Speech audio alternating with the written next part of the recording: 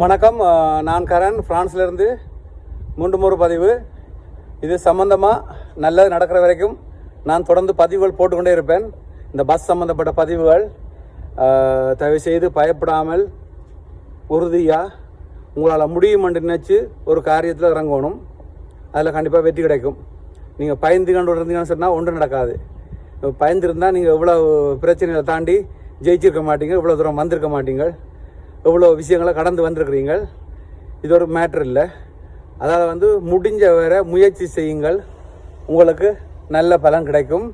இந்த பஸ் சம்மந்தப்பட்ட மாதிரி, அதாவது உங்கள்கிட்ட ஏற்கனவே ஊர்லேருந்து வந்த லைசன்ஸ் மாற்றி வச்சுருப்பீங்க.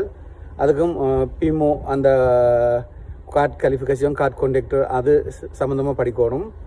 மற்றது சாதாரணமாக நீங்கள் கார் லைசன்ஸ் வச்சுருந்தா பஸ் லைசன்ஸ் எடுக்கக்கூடியதாக இருக்கும்.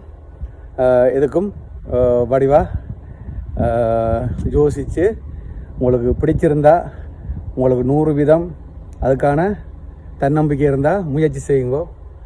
கண்டிப்பாக அதுக்கான பலன் கிடைக்கும். அதுவும் மேலதிகமாக நீங்கள் சோமாஸில் இருந்தால் போலோம்புழுவால் இன்னும் சுலபமாக கிடைக்கும். முயற்சி செய்யுங்கள். அடுத்த பதிவில் சந்திப்போம். பாய்.